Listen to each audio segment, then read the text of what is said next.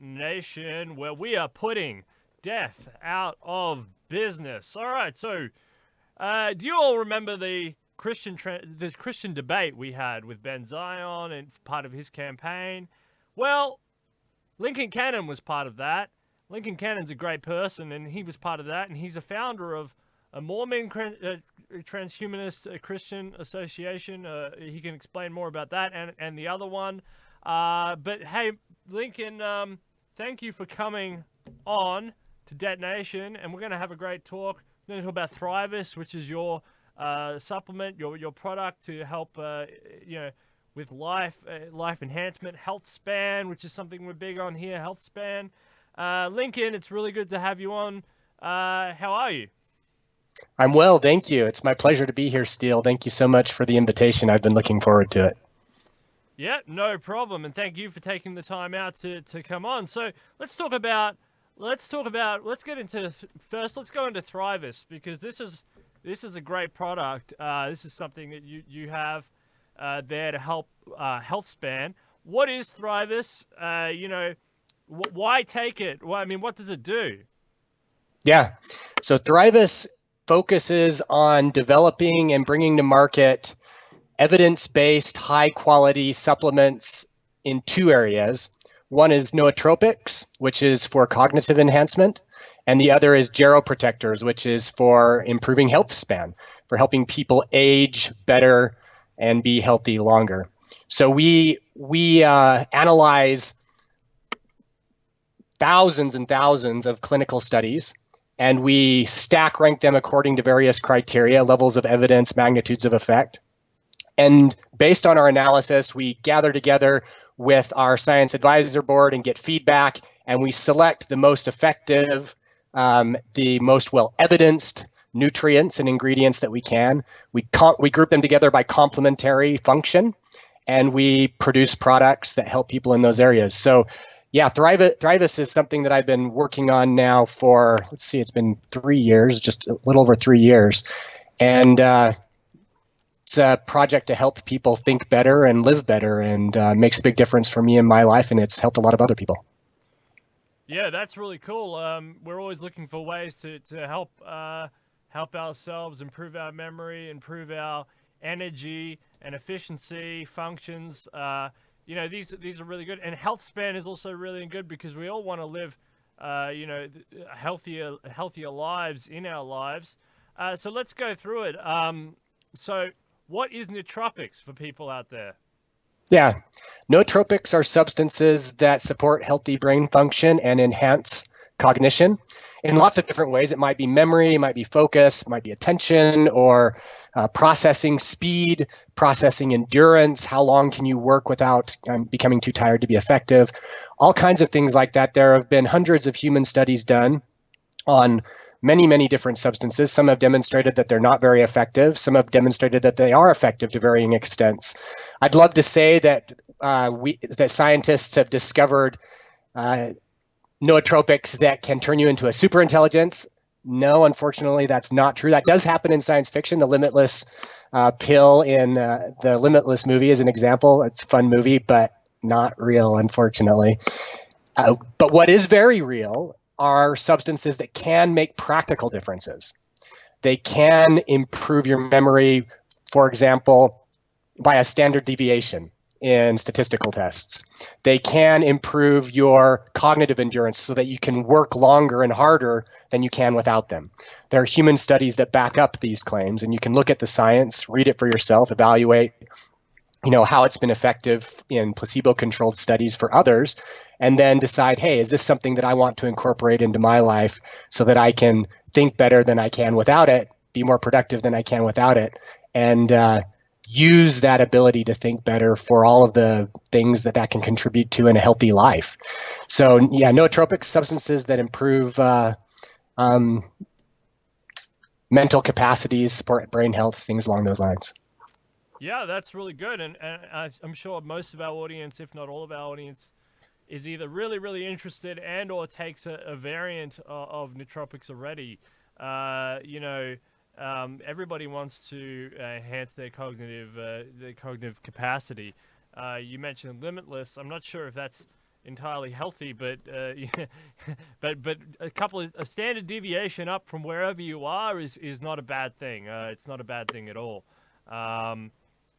Distributes, yeah. So you got a couple of different products here. You got Clarity Daily, Clarity and Serenity Stack, Clarity and Alpha Stack, Nootropic Stack, Surge Acute Nootropics, Serenity Nightly Nootropics, and Alpha Neuroprotector. Do you want to talk about any of these? Why people would buy the different ones? Which one you take, or which one I should take? I mean, I'd like to take all of them, but should you take all of them? What's the deal? If I'm going shopping on Thrivous.com/collection/nootropics, what should I start off with, and what should I get for myself? Yeah. So I personally do use them all and have been using them all for years. I've been using the ingredients in all of them for longer than the products have existed. And so I'll walk you through them. So Clarity Daily Nootropic, that's kind of your basic nootropic to enhance memory and cognitive endurance. Those are the two things that it's really great at, focus and memory. So when you've been taking Clarity for a month or two, there's clinical studies that show that one of the primary bioactives in it, which is an herb called Bacopa, will improve most people's memory. I can't say your memory because you might be an exception, but statistically it improves memory. And in fact, there have been clinical studies done that have compared the efficacy of Bacopa to pharmaceuticals that people might be familiar with that are nootropic pharmaceuticals like modafinil. And the studies that have been done on magnitude of effect, comparing the two, have shown that the magnitude of effect for Bacopa is actually higher than the magnitude of effect for modafinil, although in different cognitive effect areas. So modafinil is typically used to target attention improvement, whereas Bacopa is typically used to improve memory. So Clarity is good for improving memory and for improving focus, cognitive endurance. That's the main reason to take that. Another product you mentioned was Serenity. Serenity, you don't want to take it at the same time as Clarity. Serenity targets improving your sleep and calming you down so that you sleep better and faster. And then it also facilitates improved focus the next day. There's actually studies that demonstrate that if you get better sleep and if you use certain kinds of substances the evening before, you tend to have better focus the following day. And so Serenity targets that, so that it complements Clarity, but you take them at different times. Typically, you take Clarity in the morning and you take Serenity in the evening. Alpha is another nootropic you mentioned. Alpha targets healthy cognitive aging primarily, although it can help with some other parameters more near term as well. Its real strengths in human studies are for long-term brain health. How do I keep my brain functioning well for 10, 20, 30 years? And there are some... If I take Alpha, I don't have to play so much Sudoku, even though I don't play any. Well, you keep playing Sudoku if you do. That's probably going to be helpful to some extent, although the studies on brain training have been kind of hit and miss.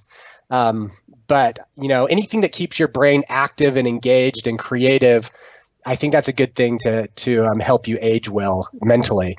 The ingredients in Alpha will also help you with that. The fourth nootropic you mentioned is Surge. And Surge, unlike Clarity, Serenity, and Alpha, Surge is not formulated to be taken every day.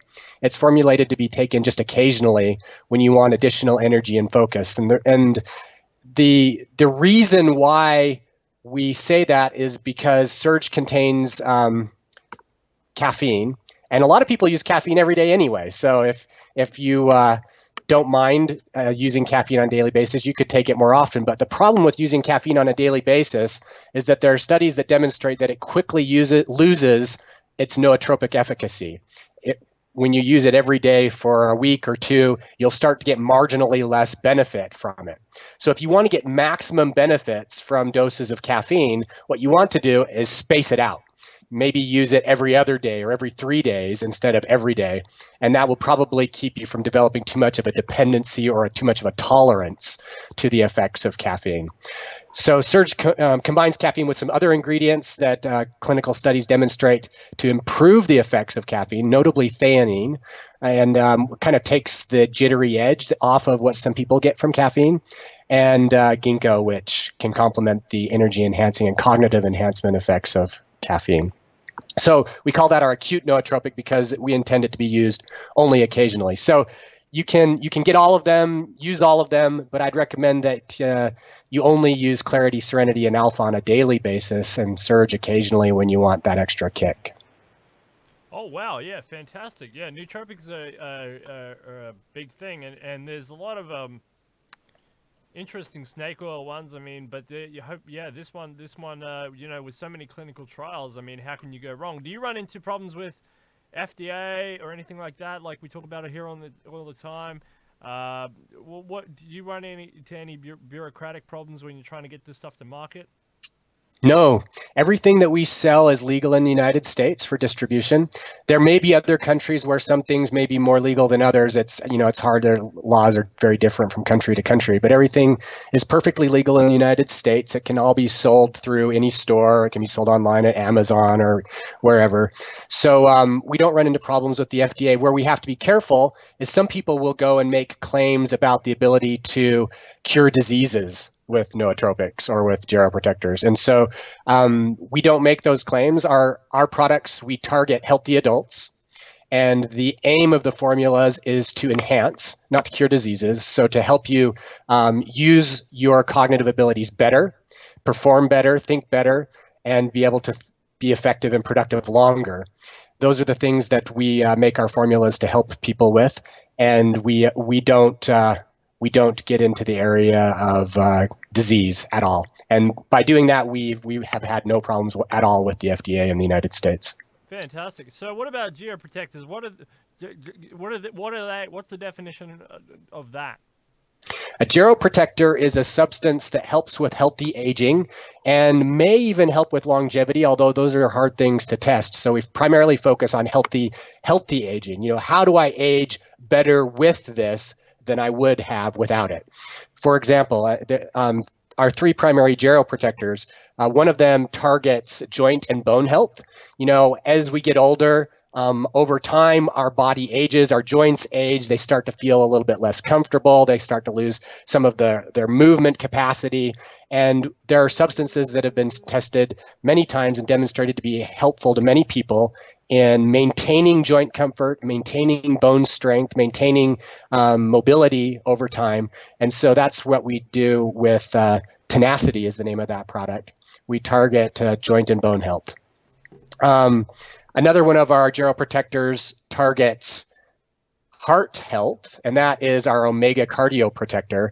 And what we're doing there is we're trying to help people maintain healthy levels of triglycerides and maintain healthy levels of cholesterol with nutrients that have demonstrated the highest levels of evidence for being able to help in those areas. So a lot of people will say, hey, fish oil is a great thing to help with your heart, and it is, but not in all the areas that people typically suppose. So people will talk about fish oil for cholesterol, but actually the best thing for cholesterol that you can check up on in clinical studies on humans is probably garlic. Has more higher level of evidence for greater magnitudes of effect for helping with cholesterol than fish oil does. Where fish oil really shines in human studies is in triglyceride, healthy levels of triglyceride. Omega Cardioprotector combines both of those, and it also includes something called pycnogenol, which is a very highly studied extract of French maritime pine bark.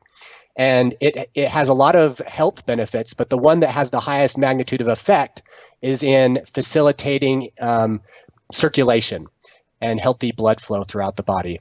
So combining those nutrients together, we have an effective heart geroprotector. We call it Omega Cardioprotector to help people with their heart health and circulation as they age and keep that health span strong and long.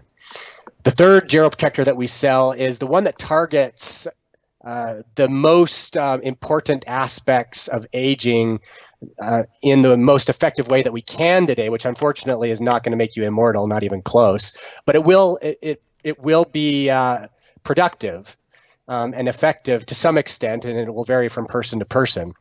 But there are strong clinical studies for the nutrients in Vitality Geroprotector that target a few different things. So first of all, one of the ingredients in Vitality is something called berberine, and people often use berberine to maintain healthy blood sugar levels. Another substance that people use for that is called metformin. Metformin is, however, a pharmaceutical, a drug, a synthetic chemical. So you can't sell that as a supplement in the United States or most places. Frankly, you can't sell that without prescriptions. But you can sell berberine without prescriptions because it's an extract from plants, and it has strong effects on blood sugar, helping you maintain a healthy blood sugar level. And if you go and you look at clinical studies related to blood sugar, it has some major negative impacts on aging if you don't keep it in a good range. So very, very important thing to consider is how do I maintain healthy blood sugar levels, and Vitality can help with that. Also, Vitality contains milk thistle, which improves the bioavailability of berberine. And that's important because just taking berberine alone, it tends not to be bioavailable to a high degree. And it contains also blueberry anthocyanin, which has been studied to protect your DNA from oxidation. And also coenzyme Q10, which has been studied to and demonstrated to protect cell membranes from oxidation. So in all three of those ways, blood sugar levels, cell membrane oxidation, and DNA oxidation, this product tries to team up on those three areas where your body is being impacted by the aging process, and it tries to mitigate some of the effects of those. I wish we could stop it. We can't. But clinical studies demonstrate that we can probably make a practical difference for most people. Yeah, well, yeah, with Dr. Billy Andrews is working on that with telomerase and telomeres and telomere shortening and with the chromosome. But yeah, this is very interesting because a lot of people go on about metformin, but if there's and they get very upset because they can't access metformin in a sort of a over-the-counter way. But yeah, if berberine is a sort of a substitute for that, yeah, why not? That's Vitality, right? Yeah, that's Vitality Geroprotector. And to be sure that people understand what I'm saying here, I'm not suggesting that if your doctor tells you to use metformin for a disease that you're trying to address, you should listen to your doctor. Yeah. However, if you're looking at these things for anti-aging and for health span, then you should look at the studies related to anti-aging and health span for both metformin and for berberine. And you'll also find that there are studies, at least two that I know of, that have demonstrated that berberine and metformin actually may be complementary, that it may be beneficial to take the two together, that berberine might offset some of the negative side effects of metformin. Yeah, in any of these cases, people should always listen to their health practitioner and their doctor and everything. We're just talking about someone who wants to supplement their diet with with some sort of chemical process to help them in any of these ways, whether that be nootropics to enhance their cognitive ability or geroprotectors to help fight senescence, this aging process. Just slow it down a little bit, keep it under control, keep it within a certain healthy bandwidth, so that it's not such a horrible ride as we go through it, which we all have to do together as a universal hooray. Yeah. Yeah, that's really cool. So if you want that, if you're interested in that, and you think, hey, I'm really interested in that sort of idea, that's Thrivous, right? That's thrivous.com. That's correct. Yeah, THRIVOUS. You can just type that into Google; it'll pop right up at the top. Fantastic. Type it in, thrivous.com. See, have a look over there. One day I'll have money and I'll be able to. There's a couple of things I want to give out on the show. For example, I want to give out Jose Cadero's Death of Death book. I think that would be really fun to give out. Maybe I could give out some supplements as a fun thing. Maybe you'll have to go over to Thrivous and get some nootropics or something, and people can win Thrivous awards. What do you reckon? Yeah, let's set it up. Yeah, it sounds fun. All right, cool. Well, Yep, Thrivous. Great stuff. Go and check it out if you're interested in supplements. All right. Well, let's talk about you're also in another life, in another world, in another way.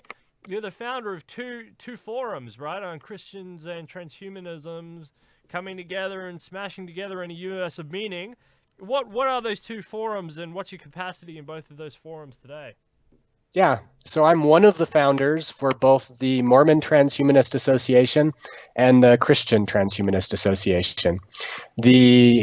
I was also the president of the Mormon Transhumanist Association for its first 10 years, from 2006 until 2016, at which time I stepped down to let other people take over and expand the leadership cultivation in the association.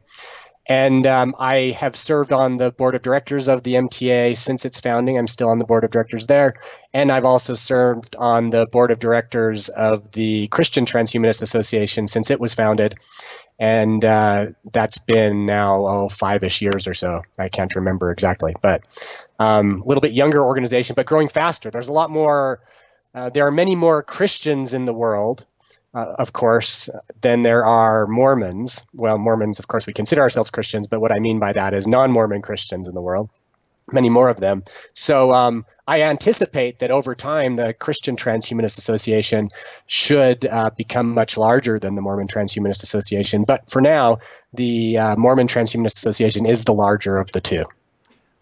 Why 2006 is a long time ago in terms of transhumanism. There was only a couple of there was a transhumanist thing going on down in South America at that time. Why the attraction to Mormonism transhumanism way back in 2006? I mean, it's hardly even a blip on the radar, right? Yeah, well, for most Mormon transhumanists, our religion actually gives us a sort of spiritual drive towards what ends up being recognized as transhumanism. So I often tell people will ask me, well, how long have you been a transhumanist? And I'll say, well, it depends, in name or in function, like implicitly or explicitly, because if you're just talking about implicit transhumanism, I've probably been a transhumanist all of my life, and I'll tell you why in a minute. If you're talking about the time when I started identifying explicitly as a transhumanist, well, that would have been in the early 2000s. So the reason why a lot of Mormons end up recognizing that they're transhumanists is because of some unique aspects of Mormon theology. One of those aspects of Mormon theology is that we strongly emphasize human potential to become like God. And number two, that God is an embodied material being. So in Mormonism, our theology, God is not immaterial or merely abstract. There are more abstract aspects to our theology, but we also have a very concrete, material, embodied aspect to God. And God in Mormon theology is also properly understood as a unity of persons, even a community of persons, of multiple persons, into which humanity, the children of God, are invited, that we are called by God to develop into the capacities of godhood and to join in godhood with God that already exists.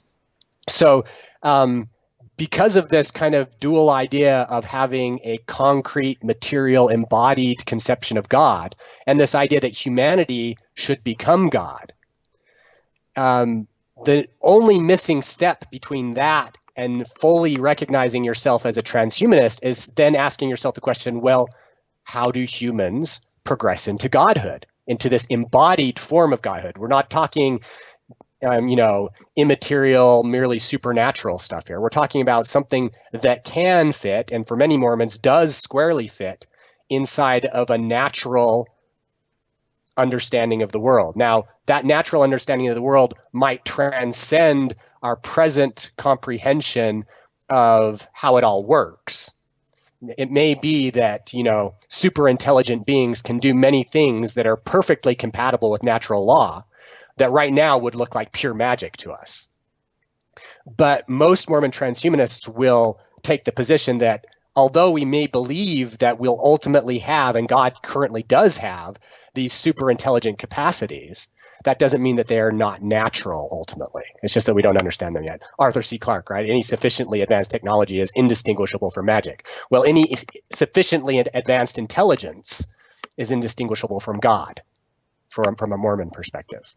So you kind of combine these things and you ask yourself, well, okay, Mormons then, fellow Mormons, if we believe that we should become as God is, and if God is a glorified, immortal, tangible, embodied being and community of beings, how do we do that? Well, the number one answer you'll get from Mormons, which I think is rightly the number one answer, is that we need to be better people. Because if we don't become better people, we're going to destroy ourselves with the powers that we gain, and it won't matter very much about that we even gain those powers. We'll use them to harm each other, to harm our world, to destroy it. And so number one is we need to become better people. We need to love better. We need to serve better. We need to lift each other up better. We need to care for each other better. So rightly in Mormonism, the focus is charity. The focus is love. The focus is the teachings of Jesus Christ. How do we trust in this example that Jesus set before us, which is an example of love and care and service? How do we trust in that enough to change ourselves to be more like that? To implement those practices in my own behavior and the behavior of my family, my community, and then transform ourselves spiritually, communally, to be kinder, more loving, more serviceable, and to gain the benefits of that transformation. But that can't be everything, right? Because from a Mormon perspective, there's also this idea that Godhood is concrete, material, embodied, and immortal. So if you combine these concepts in, you say, okay, well then how do we get to that part? We're talking about how we can transform ourselves spiritually with these virtues that matter so much to us. But how do we transform physically? And in the Mormon tradition, if you go back to some of our founding prophets' teachings, there are these really interesting ideas, for example, from Joseph Smith, who was the founding prophet of Mormonism, lived in the early 1800s.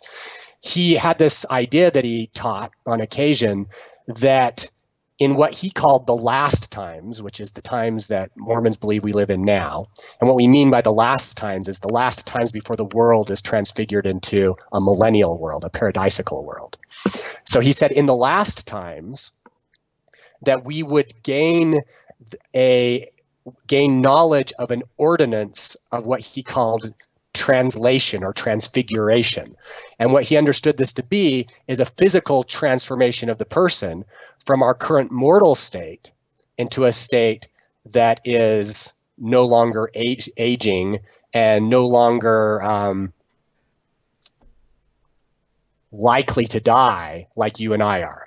But it's still not a final physical state. He kind of understood this transfigured state to be a step towards an even greater, an even more robust physical state. And that second transformation he called resurrection. Now, we usually think of resurrection as being only applicable to dead people, but Joseph Smith applied it both to living people and to dead people, saying that it was about this additional physical change that had to happen to people at some point in time. So first you would be transfigured and you would no longer age, but then you had to be transfigured again, if you will, or resurrected to another physical state. And Joseph Smith's successor, the prophet Brigham Young, he's the person who led the Mormon pioneers from the eastern United States into the West. That's what he's mostly known for.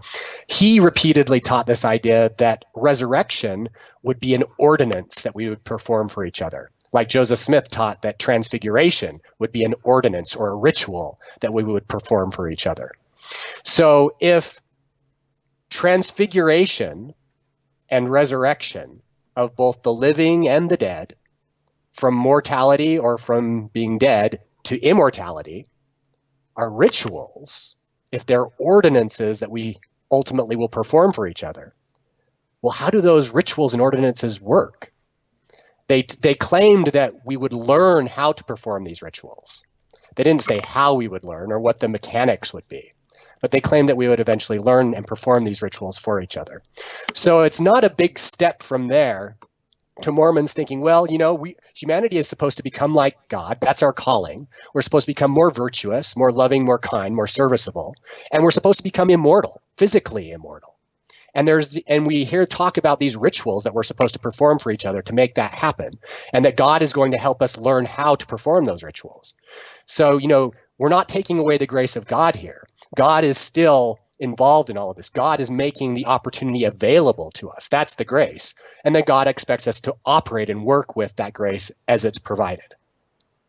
In fact, there's a great passage of the Book of Mormon where a person named Moroni, who's a military leader, becomes very angry at his people in the book because, from his perspective, they're not using the means that God has already provided to them to defend themselves from their attackers and their oppressors. And he makes this really bold statement. He says, listen, if you think that God is going to save us while we don't make use of the means that God has already provided, then you're fooling yourselves. God is not going to do that.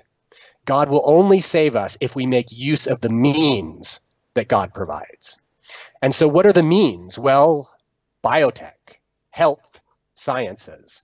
Those are the means, the emerging means that we have at hand as the children of God, as humanity, to make a difference in these areas. And so, as you might imagine, a lot of Mormon transhumanists will say, it's our spiritual obligation, our moral obligation, our duty, our calling as children of God to make use of these tools, to make use of these opportunities to help each other in all ways. We need to encourage each other to greater virtue, to greater love, to greater compassion.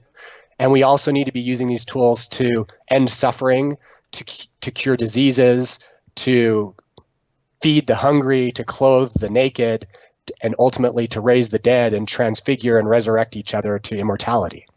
It's not a big step there for a Mormon transhumanist to make. And so it's a common thing where you'll encounter Mormons who discover transhumanism by name for the first time. They'll hear what it has to say about all this potential for humans to do these wonderful things, hopefully to become super intelligent eventually, hopefully to become long-lived, even, what we might call immortal potentially. And then they go, you know what? That sounds like what I believed in all along. I must be a transhumanist.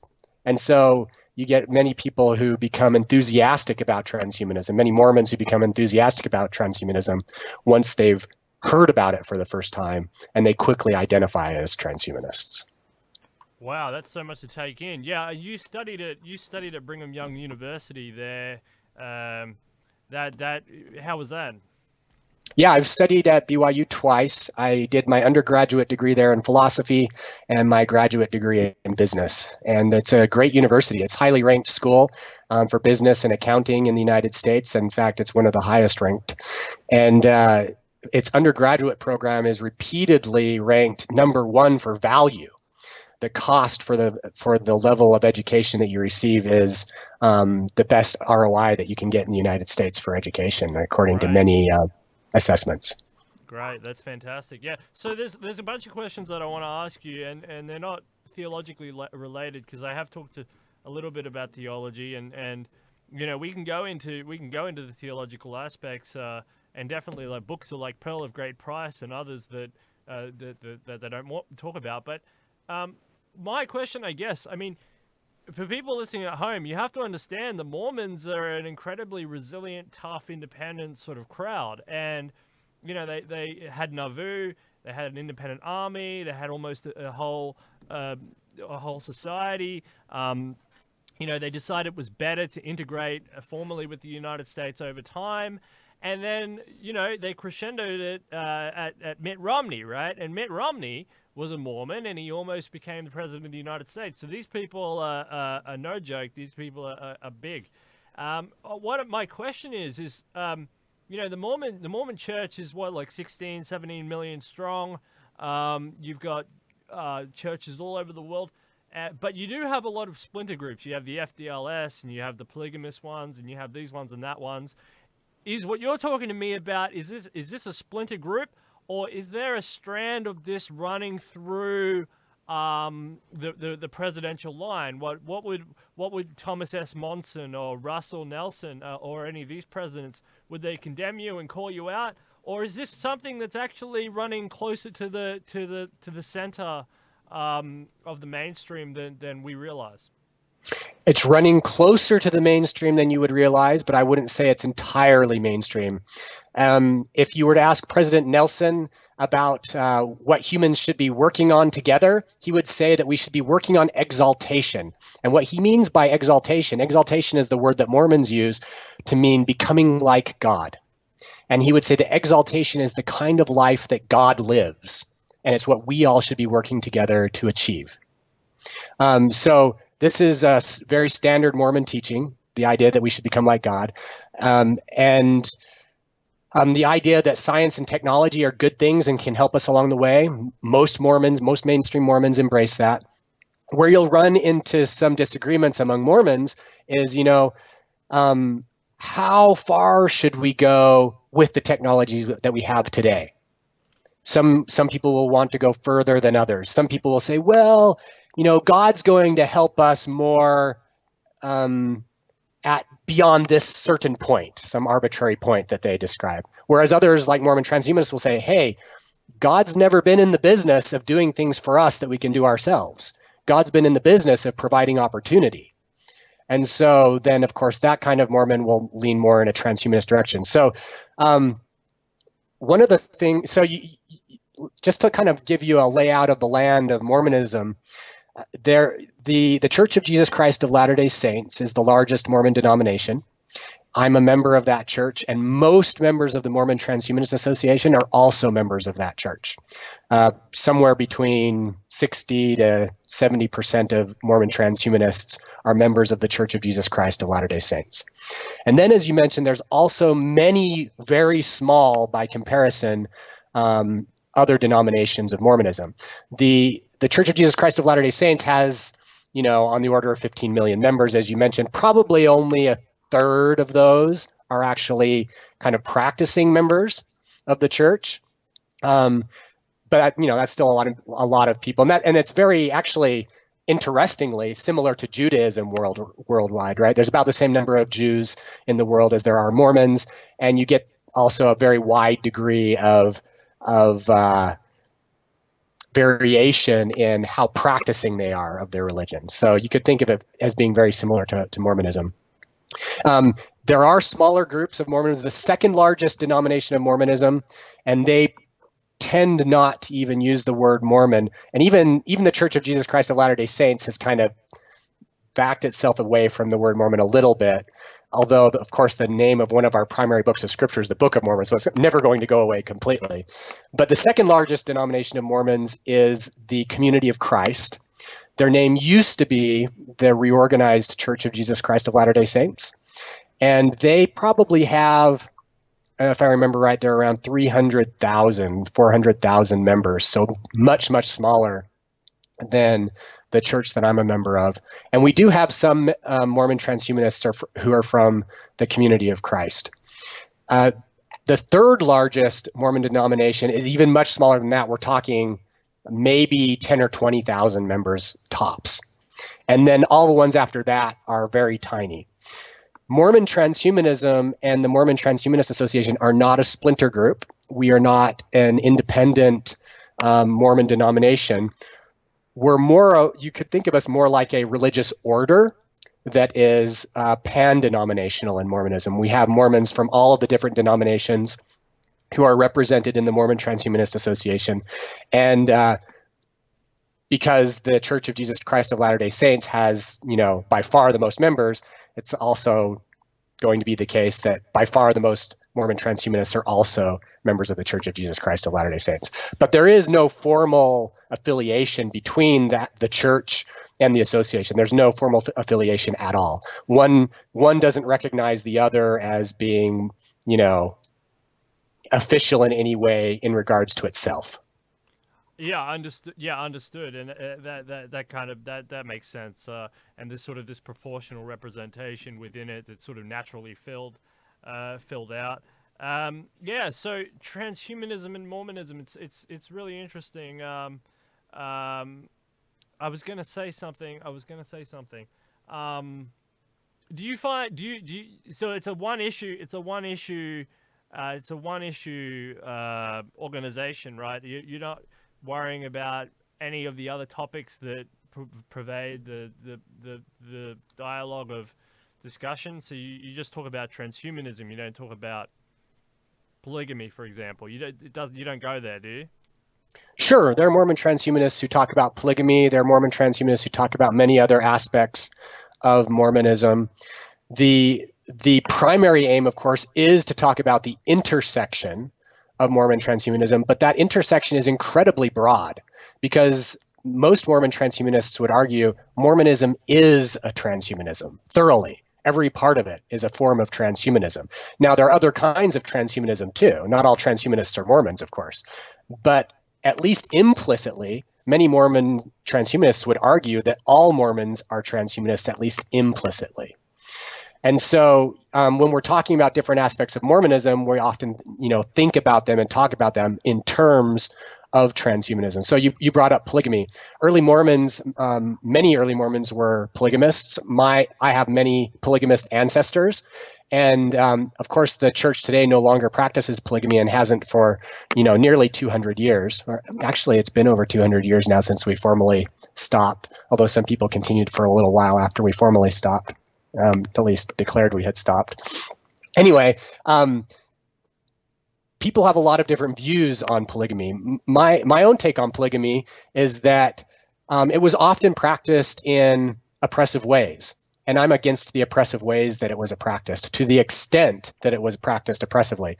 But to the extent that it was entered into with consent among people who loved each other, I have nothing against polygamy. I think that polygamy can be a beautiful thing, and if people want to love multiple people and be committed to each other, that's an important aspect to me, that you'll actually take care of each other. This is not about, just promoting simple promiscuity between a few people that want to go hang out together for a day and then dump each other the next day.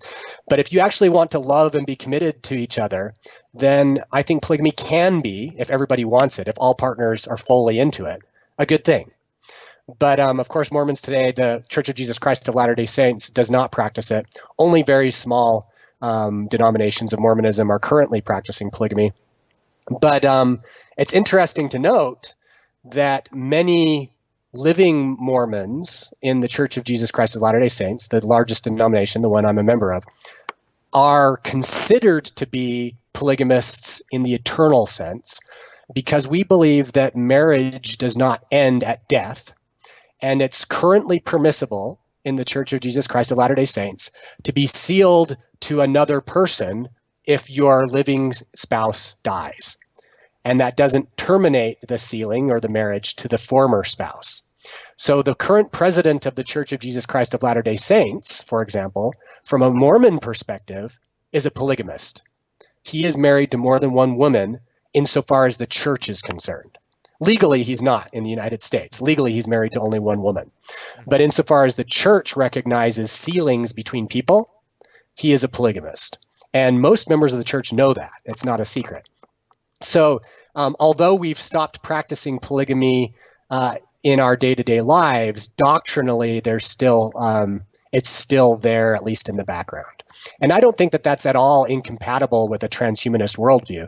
In fact, I like the idea that people should be free to love and support and sustain and commit to whomever they mutually agree with, and that we should set up communal sanction for those loving, caring, committed relationships. Yeah, very interesting, and yeah. So Russell Nelson is recognized by the church as a polygamist. That's incredibly interesting, and I wonder if that's a play or not. Anyway, it's very interesting. Yeah, these temple sealings are different from national law as well. This is a temple sealing is a law between and a covenant between God and within the marriage, like a triangle, like a sort of a Sure. Everyone's in the triangle as opposed to some sort of national seal or governmental approval, right? Yeah, so that would make sense. So okay. Well, Yeah. So, how long do you think until? Do you think people? Do you think transhumanism, the Mormon Transhumanist Association, community, organization, is on the march? And do you think that eventually people will come to realize that they are transhumanists and that this idea will sweep through the church and they will embrace it? Or do you think it's you're gonna just be on the fringes for a long, long, long time? Or what do you see for the future of the organization and the idea and the acceptance and or the persecution that you face in the future? Yeah, so a lot of things could happen. You know, persecution is not strong among Mormons of transhumanists. You know, there are some very conservative Mormons who have very negative feelings towards transhumanism, but they're exceptions. Most Mormons are cautiously interested when they first encounter transhumanism, and a minority are super enthusiastic when they encounter transhumanism, and a smaller minority are hostile. Okay. Where you get more hostility is among non-Mormon Christians who are kind of more fundamentalist. Evangelical Christians tend to be very hostile towards transhumanism, but very few Mormons are that way. There are some, but numerically they're far, even proportionally among Mormons are far less than, fundamentalist Christians are among Christians at large. The future for Mormon transhumanism among Mormons, I would say that I think that it's most likely that Mormons will become increasingly aware of our shared ability to use technology to fulfill prophetic visions of human potential, and that we will increasingly adopt and implement those possibilities. I don't know that we will care a whole lot about calling it transhumanism. Yeah, I understand. Maybe a lot of people will care. The reason I care about doing that is because it serves as a useful way of calling attention more explicitly to some important things, to some practical applications of our faith.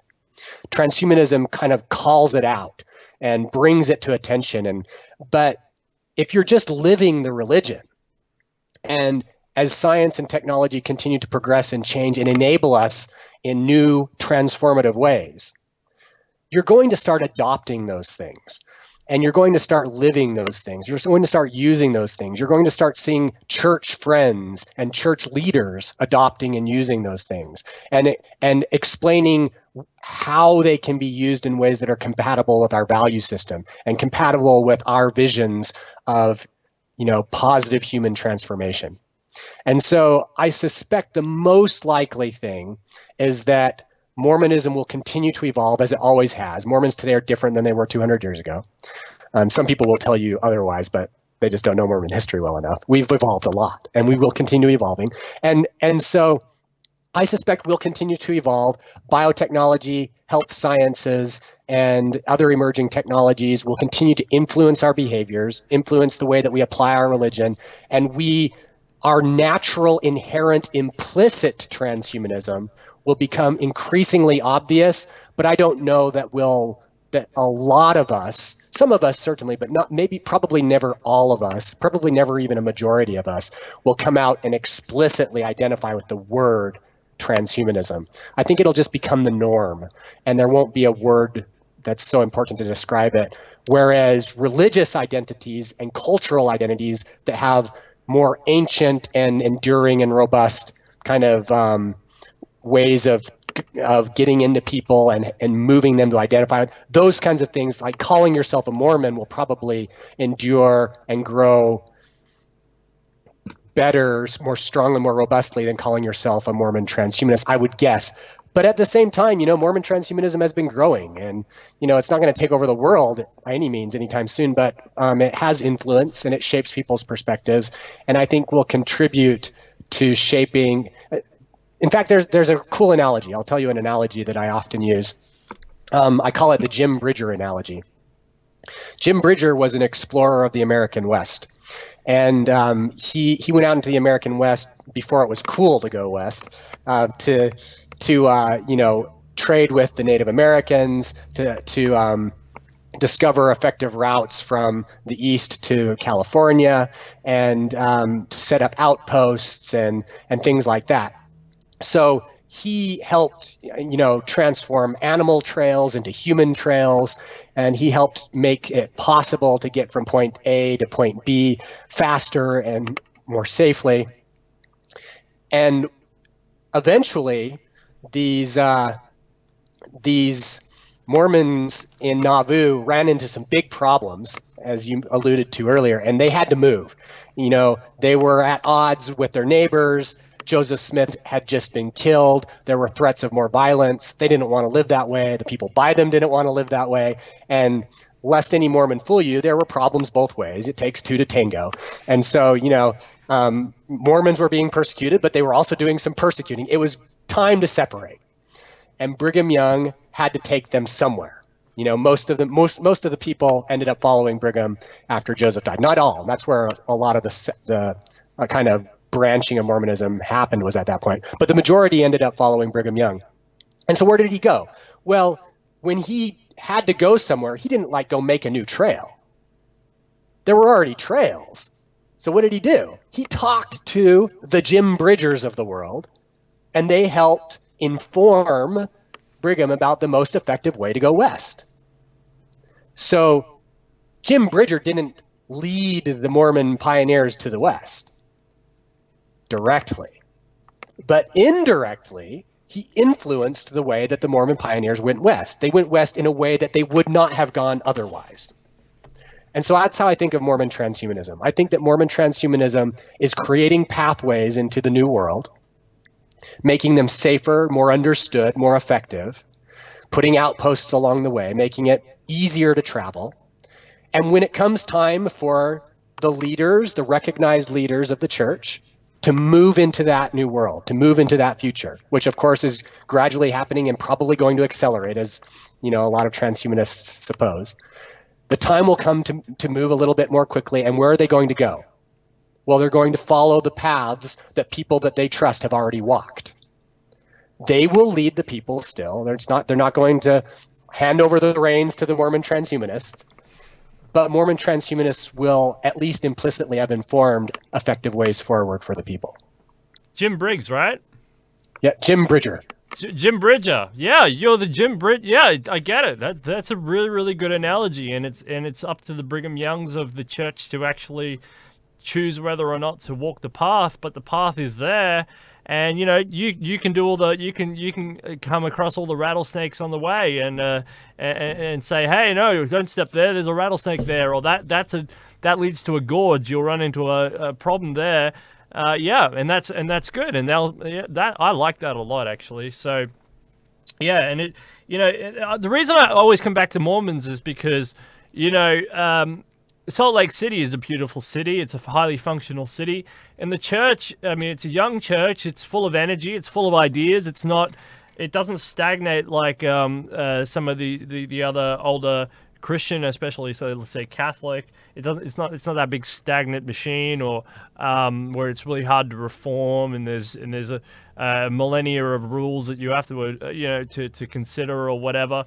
It's quite flexible, and the people are very entrepreneurial, and the business the church itself is very entrepreneurial. They build businesses, and they invest in things, and they don't mind building cities and building businesses and investing and engaging in civic life and all that. None of that's taboo to them, as long I've seen Thomas S. Monson, for example, opening up a whole shopping center that they built and stuff like that.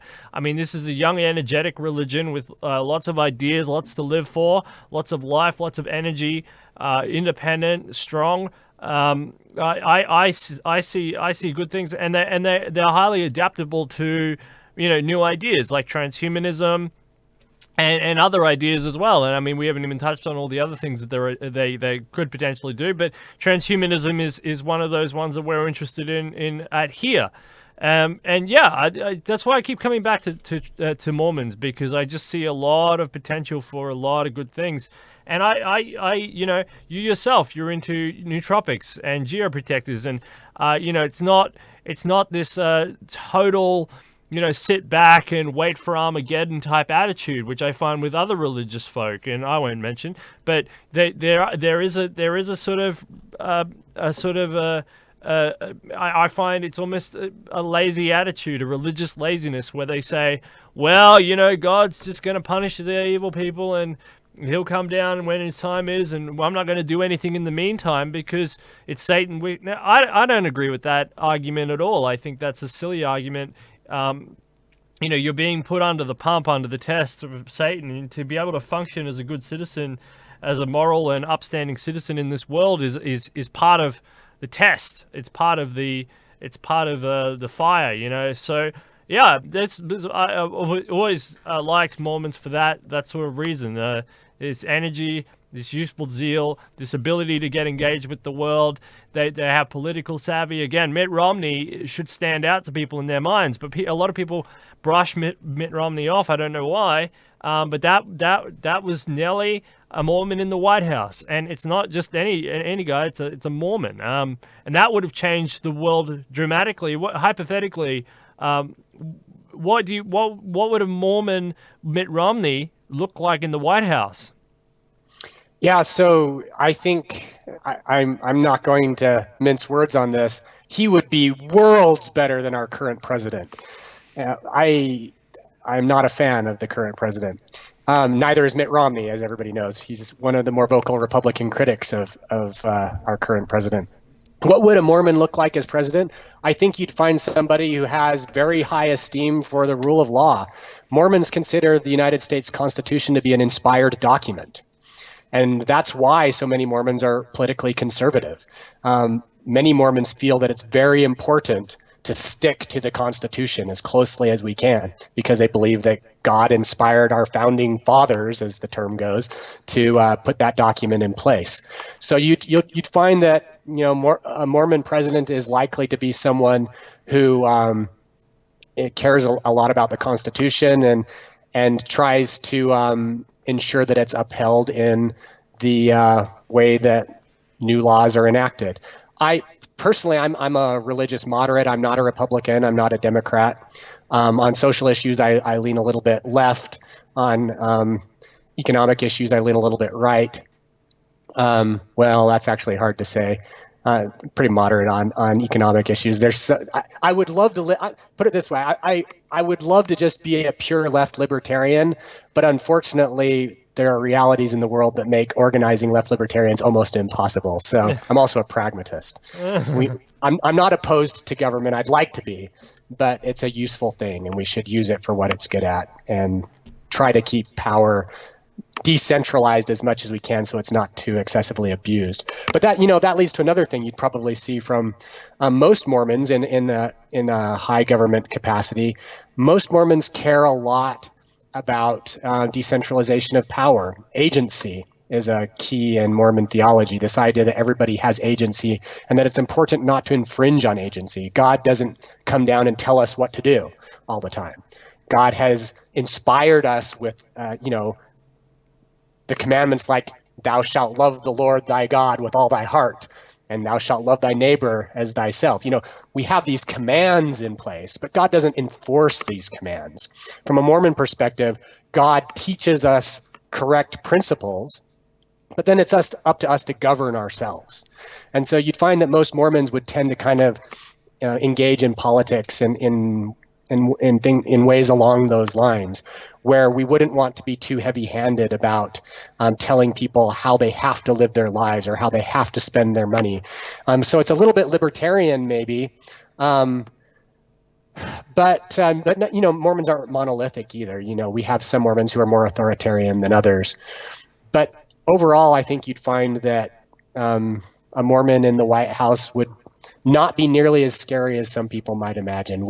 We aren't engaged in some kind of world conspiracy to.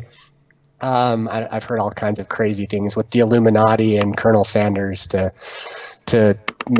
turn everybody into mindless drones, or we're not trying to take away your freedoms and force you to be a Mormon. We're not going to sacrifice your children to idols. Just the crazy stuff that people think about Mormons is just, it's amazing what we get sometimes. Basically, I think you'd find that most Mormon politicians are just run of the mill American politicians trying to do their best, and so they're going to make mistakes like everybody else, and they'll get criticized like everybody else, and sometimes they'll do good things like everybody else. I think most Mormon politicians are, standard, decent politicians. Yeah, and like Nauvoo, I guess, was the closest you had to a theocracy there. But, they've been integrated into the United States for a long time, and they've wanted to be integrated into the United States, and they've done so successfully, and they haven't had too many problems since, So, yeah, no, it makes sense that Americans, Mormons are just basically a subset of America now. But I would argue that energy is there primed, and I think it always will be primed for anything, and it's especially good for things like movements. It's especially good things like ideological jigging, and I like it that it's outside. Well, you are Christians, yes, but it's outside of that mainstream complex of Christianity, where there is a lot of rules and regulations and histories, and if you talk about Anglicanism, you're talking about the Queen. It's this, whether or not Henry VIII got divorced or not. I mean, it doesn't hinge on all that stuff. I like that. It's good in that way. It's just sort of free of a lot of the burdens of history. It's just sort of a fresh start. We have our burdens too. Sure, but they're internal Mormon burdens that only go back. Notably, right? We didn't fully embrace blacks in our religious authority, in our priesthood. Yeah, but that's been abolished since the 70s, right? Yeah, but it's still there. It's still baggage in our history, right? We made the wrong decision for decades, and why? What took us so long? And I'm not proud of that at all. I feel very sorry about it. It negatively influenced a lot of people and harmed a lot of people. So we still need to do better, and we do have some baggage. But yeah, I appreciate what you're saying. We're a pragmatic. But if you compare that to the Inquisition, I mean, it's not that bad. Yeah, exactly. But it's not a comparison point. Exactly. I know what you're saying. It's you're trying to always improve and you're trying to always do better. But I mean, the fact that that's been recognized in a relatively short time, as opposed to, because we're moving towards information, we're moving towards enlightenment as a whole anyway. It's not just a Mormon thing when we're talking here, like transhumanism about humanism, and we all learn off each other, and that's the other thing. I'm just comparing it to conversations I've had with other Christians where it's like, what do you expect for this change? And you have to get out the encyclopedia and go back to the 1400s and start reading through a doctrine that some guy said anyway. But it's really, really interesting, Mormons are very interesting folk. I'd like to see the leadership make a statement on transhumanism. I don't know if they have. That would be interesting. As you said, there's no formal ties between your organization and the church, which is totally understandable. And again, you used a different word, which I've been trying to remember. Something. Exaltation. Exaltation. I remembered it and then I just forgot. But yeah, exaltation. So they would make statements on exaltation, which is the closest we're going to get, right? Probably, yeah. I don't think you're going to hear the leaders of the Church of Jesus Christ of Latter-day Saints make explicit statements about transhumanism. That would really surprise me. But one of the interesting consequences of the way that governance is structured in the church currently is that it's a gerontocracy, so that the leader who lives longest graduates to the highest position of authority naturally. And so over time, what kind of person will that be? Who's going to live longest over time? Well, it will be those who are at least implicitly transhumanists. Yeah, taking these gyroprotectors and nootropics and looking after their health and falling in line with spiritual food and physical food that keeps their mind and body healthy, right? Because if you can do all that and you can have good, loving family relationships that gives you that energy and that zeal, you're going to live a long time, and you're going to embrace, and you're going to carry forward with you on your leadership bill those sets of values. And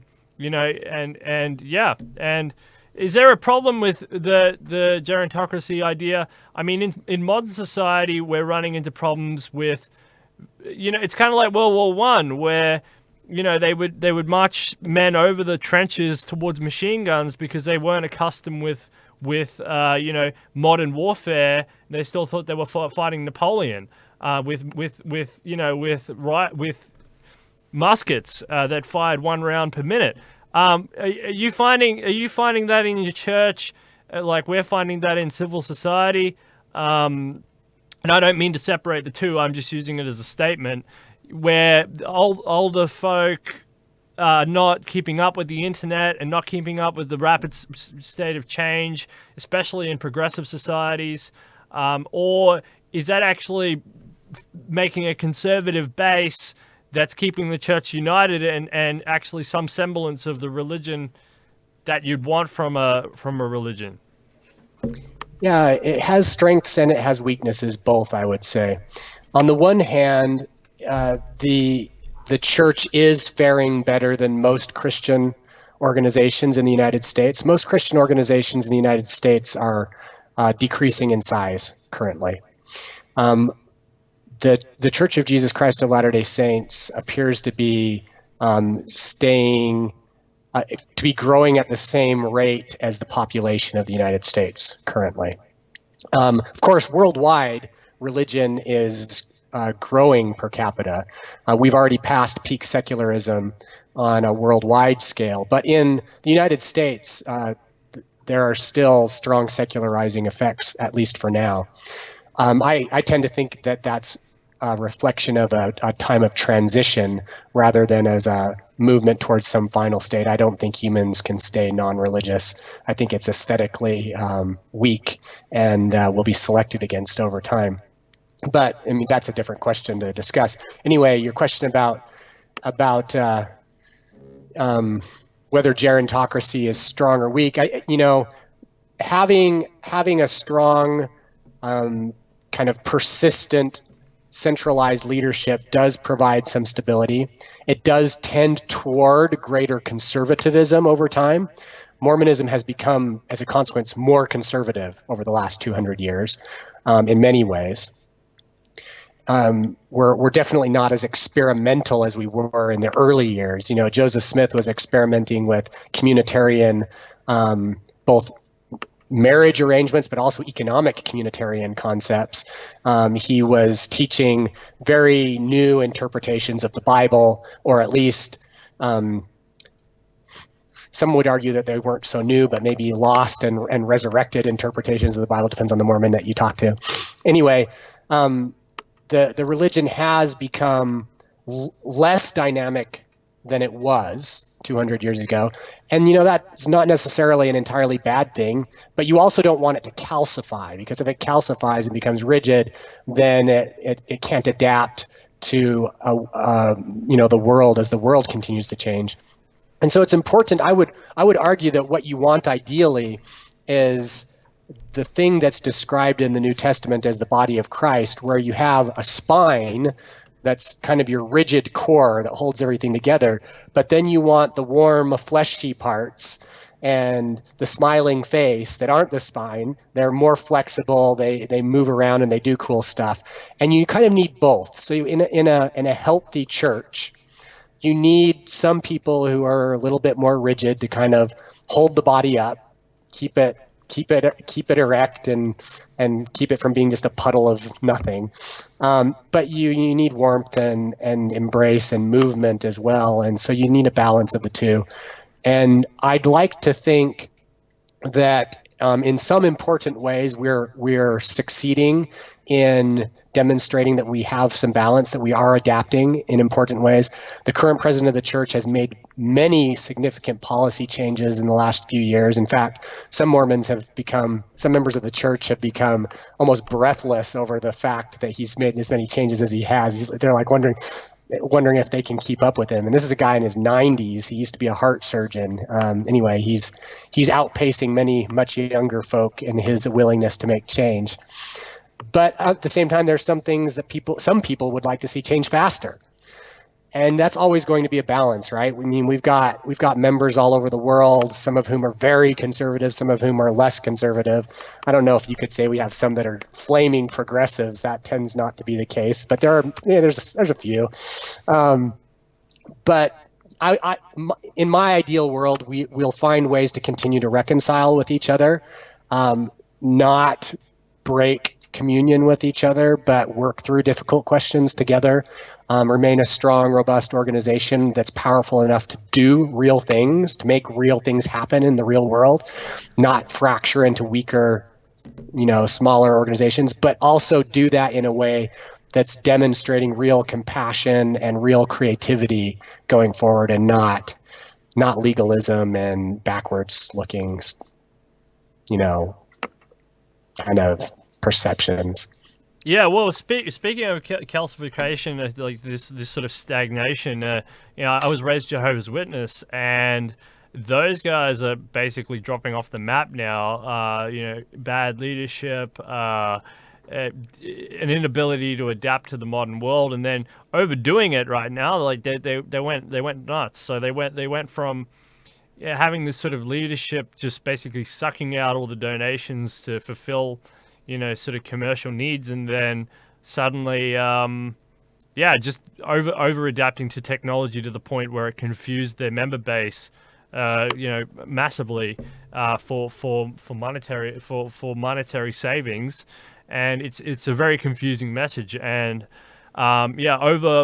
overly burdenous, strict sort of family and friend policy of shunning is overly onerous, destructive in some ways, shunning policies that have been bad, and also covering up of child sex abuse and a whole bunch of other awful things that they've done. So those guys are dying now, and that's good. But I wouldn't want to see that particularly happen to the Mormon church, because I think the Mormons have a more robust system there than Jehovah's Witnesses ever could even dream of adapting to, as an outsider. And I've been around, and I've seen I go to Mormon churches wherever I go. So I live here in Melbourne. I've been to a couple. I lived in Canberra. I went to a couple. I saw them all around the islands of Samoa or whatever. And I always pop in. I'm not a Mormon, but or a Church of Jesus Christ of Latter-day Saint. That's the one I usually go to, because that's the most prominent one, as you say. They're trying to. I don't know why it's internal logic, why they would be putting out the Mormon idea. I don't know what that logic is, but it's obviously something's going on inside the church there, where they're having discussions about that word. But I always pop in and say hello, and those people are always very nice, and they're sort of this robust group. I don't know whether I'm spying or what, or just checking it out, but it's always fun. They seem robust on the outside, so that's really good. I go to a Jehovah's Witness one to have a look, and there's a lot of empty seats. There's not that many empty seats in the Mormon one, I'll tell you that. But yeah, you're right. It's a big international organization with a big wide group, wide community, from blacks to Asians to whites to Hispanics to this one to that one. I mean, it's never the same. All multilingual. and that can be hard because that change in itself, because you have such a emphasis on missionary work, especially for young people who go through missionary school and they have to complete their 1 or 2 years of whichever it is, 1 or 2 years of missionary service, and then they can go off and do whatever, training and apprenticeships and a whole array of other things that they do. That sustaining that. And also, they worked their way up to the United Nations with their, the global food aid initiatives and the global aid initiatives that the church is involved in as well, right up to the United Nations. This is a lot to sustain on the face, and then adapting and changing to new modes and new transitions and new additions as well is equally as hard. And it's something that I want to learn from. Because I think transhumanists, if they want to, the secular form of transhumanists, the people who rally here at Detonation, the doctors, the scientists, the people who identify, they're hanging around in labs all the time, but they need to engage the community. They need to learn from people like the Mormons. They need to learn from these organizational community skills. So when people do face up to them and say, well, there are millions of people starving in the streets, what do you actually do about it? Project 222, Mr. Holsuple's deployable housing initiative. Okay, it's not a Dyson sphere, it's not immortality, but it's access, it's housing for millions of people.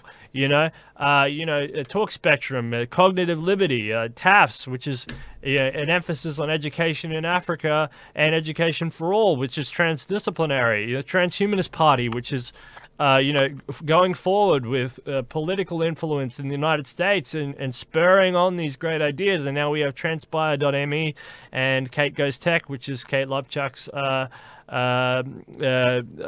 websites as well, which is an educational function and or communication commentary function. But this is what I want. This is why I talk to Mormons, because these guys have massive organizational capacity. They have the love in their hearts, and they have that ability to adapt and transition. But it's also within the context of maintaining such a massive, infrastructure, just on the face of it. Just with the missionary work and the aid and all that other stuff that I mentioned. What do you say to that? Yeah, it really is a large undertaking that's very complex. You mentioned the missionaries. My second oldest son is currently a missionary in Ivory Coast in Africa, and the church is growing incredibly fast there. It's the place in the world right now that is probably growing fastest, from what I understand. And it presents many cultural challenges, because while we're teaching the same gospel, the gospel of Jesus Christ, both there and here, we all bring to that gospel our local sensibilities. And so those local sensibilities will inform our interpretation of the gospel, our implementation of it with our family and our friends in our congregation, in our interactions with people in our cities, in our states, in our countries, and our politics. And so you get Mormons that vary in their perspectives on many important issues. And while we are, quite united on some things, other things we'll have disagreements about. And we have to figure out, how do we maintain constructive relationships with each other and keep doing what we're doing, the good things that we're doing, without, chasing each other away. So, I have friends here in the United States, and I myself feel this way, that, we would like to see more efforts to be more compassionate towards our queer friends. We don't have good history there in the church. I'd like to do a lot better. But at the same time, where my son is a missionary in Africa, they don't have that concern. In fact, they'd like to be a lot harsher on those sorts of issues. And how do we solve that without tearing the church in half? I don't know for sure. I'm confident that the leaders of the church have more visibility into those challenges than I do, and by and large, I suspect that they're doing their very best to make good decisions. Would I make exactly the same decisions? Would a member in Africa make exactly the same decisions? Well, probably not. We're different people. But at the same time, one of the missions of the church, like any other Christian organization, frankly, is this effort to maintain unity in what we call the body of Christ, which is the church. And that's a hard thing. It's a very hard thing, especially as you get larger, to maintain a sense of unity, to maintain a sense of mutual respect and concern and mutual service and mutual support and sustenance. Man, it can become challenging, and it's tempting often to become angry and to throw your hands up and to say, you know what, to hell with those people who think differently than me. But then you remember that you've made a covenant to reconcile with them and to love them and to serve them and to support them. And that doesn't mean you never try to persuade them towards positions that you think may be better positions. You do. But you make an effort to do it in a way that builds them up rather than tears them down. And sometimes that can be a hard line to walk, and it can be time consuming, and it can go slower than some people want, and it can be frustrating. And not everybody's even, it's not even a healthy thing to do for everybody. So for example, if I had a child who was homosexual, I unless that child wanted to stay a member of the church, I would probably tell her or him that it may be a healthier decision to separate, at least for a time, while we figure out how we're going to handle these challenging issues, because it can be an unhealthy environment for some people. But at the same time, I see the church do such amazing things. I've seen it do amazing things for my family members and my friends. It's done amazing things in my life. I think I'm a far better person than I would be without it. It's stretched me to be kinder and to do more for other people than I ever would have tried to do on my own. And I see it do that all the time. It's not perfect. The church makes mistakes. Its members, I make mistakes. But I think that on the whole, we are much better people as a consequence of our mutual effort to live the principles that we're advocating. Yeah, and on the queer issue, yeah, it'd be really interesting. I really want to I'm trying to get Blair Ulster on at some point to talk about that, an openly queer advocate, Mormon queer advocate. She's got a really interesting story, and her campaign is very interesting. So hopefully I can get her on one day, and we can have an in-depth discussion about queer advocacy within the Mormons. But yes, you're right. I mean, it's an international church, and there's some countries and some cultures which are openly hostile to these ideas of progressivism. Even within America, there would be elements of more hardcore, Mormon philosophy that would be, and yeah, I mean, how do you not tear the church apart? By pushing for some of these more progressive ideas. It's a very interesting conundrum. Again, the gerontology thing, the not gerontology, but the age gerontocracy. Yeah, probably has a lot to do with the way that the progressive notions are structured right now. But you might see it change as the leadership changes and revolves over time. But I'll talk to Blair about that. That'll be super interesting to hear about how that is going, and how that's going internationally, and how it's received by different people. Because you also have living prophets, yeah. Yeah, we esteem the leaders of our church to be prophets. We sustain them as such. That's a key word. That means to support a person as such.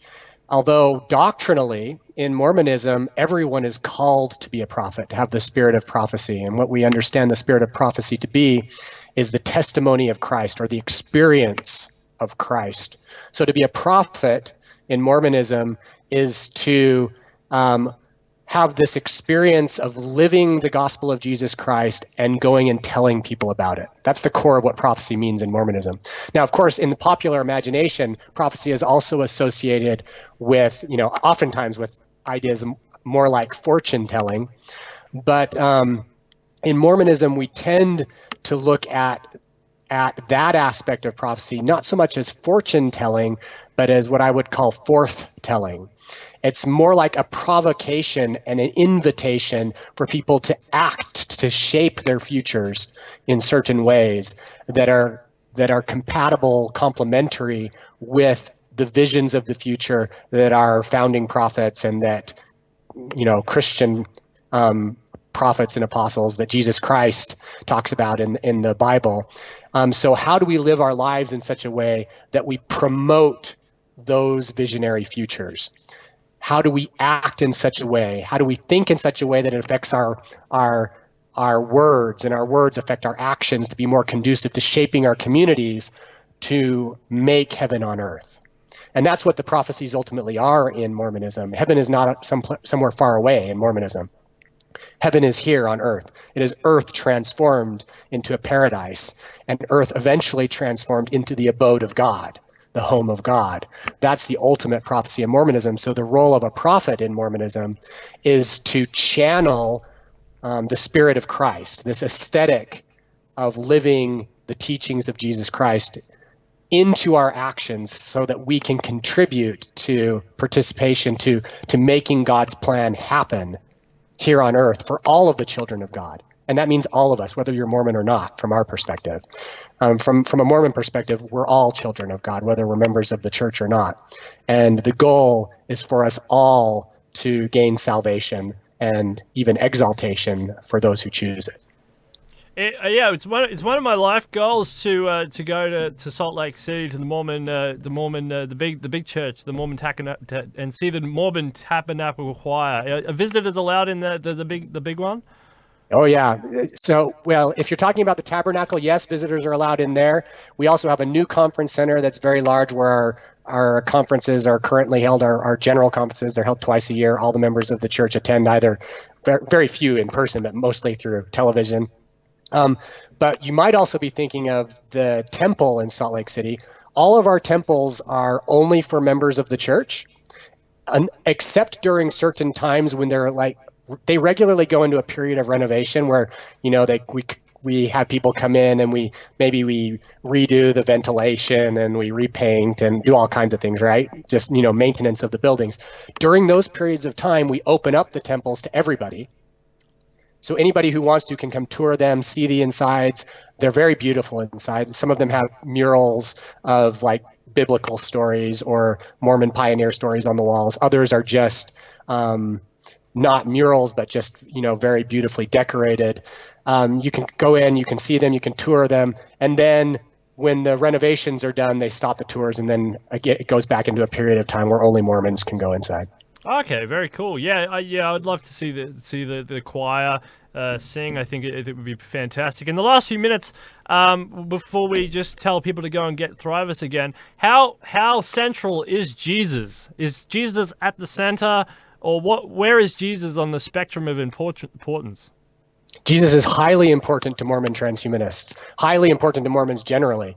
From a Mormon transhumanist perspective, I would say that our efforts are to live the religion of Jesus. So for us, what it means to worship Jesus is not to grovel, it's to emulate. Jesus serves as a principal example of the kinds of persons that we aspire to become, both in charity and compassion and love, but also in the glory that Jesus exemplifies. So you read the Bible, the story of Jesus doesn't end with him on a cross.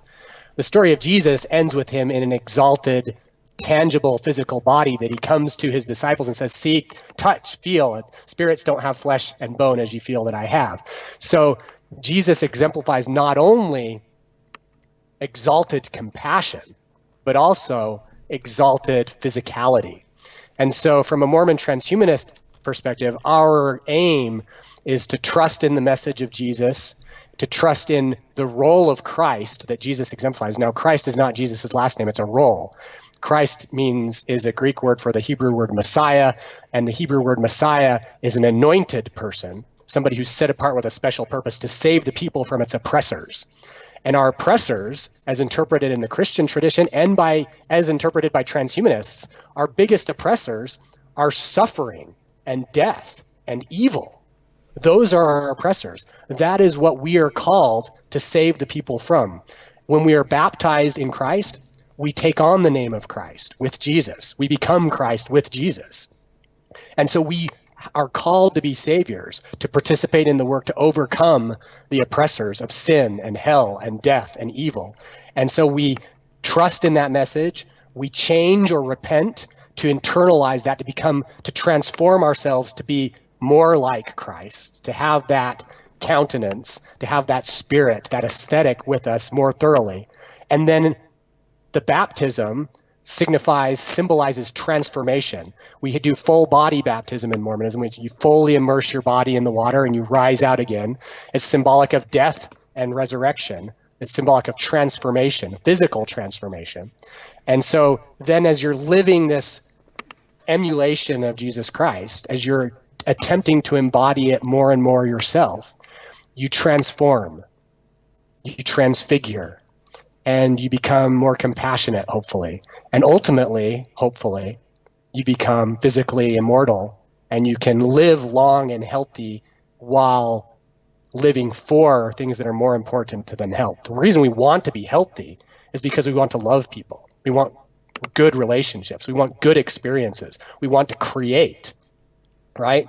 Those are the reasons why we want to be healthy. We don't want to be healthy for health's sake. We want to be healthy because we can do so many awesome things in this amazing world when our bodies are sound and strong and, robust. And so that's the goal, is to not be immortal for ourselves in an egotistical sense, but to be immortal so that we can love better and serve better and create better and make a better world together.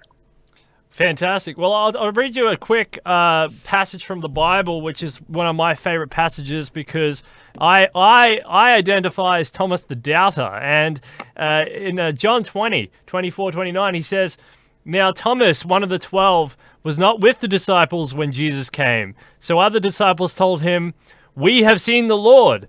But he said unto them, 'Unless I see the nail marks in his hands and put my finger where the nails were, and I put my hand into his side, I will not believe.' A week later, his disciples were in the house again, and Thomas was with them. And though the doors were locked, Jesus came and stood among them and said, 'Peace be with you.' And then he said to Thomas, 'Put your finger here and see my hands. Reach out and put your hand in my side. Stop doubting and believe.' And Thomas said unto him, 'You, my Lord and my God.' And Jesus said to him, 'Because you have seen me and because you have believed, blessed are those who have not seen and yet believed.'" And so I think what the message is that if you go by this notion of blind faith, which is what I hear a lot from the other Christians, they say you just got to have blind faith that all of this happened. You can't question it. If you question the Bible, you're a sinner. I just point to this and say, I'm Thomas the Doubter. Let me see it. Let me put my hand into the incorporeal wound, and then Jesus will bless me beyond what he blessed you. So I identify with Thomas. Lincoln Cannon, thank you very much. That's been absolutely great talk on Mormonism, and if you want to see more of Lincoln, go and check out his wonderful. He does wonderful speeches, with various groups and stuff. So just type in Lincoln Cannon. If you can see in the description his name, just copy paste it into Google, and you'll find that there. Very interesting stuff. And if you're interested, go and buy some Thrivous. I mean, go get some stuff. If you within the healthy practitioner range, and you have doctor's permission and all that, go and check out Thrivous.com and see what you like, because we all want to have better brains and live healthier and fight senescence. So that's Lincoln Cannon, everybody. That's a fantastic talk. Thank you so much, Lincoln, for coming on Detonation and talking with me. Dude, that was excellent. Thank you, Steele. I enjoyed every minute of it. All right. Lincoln Cannon, everyone. Detonation, putting death out of business.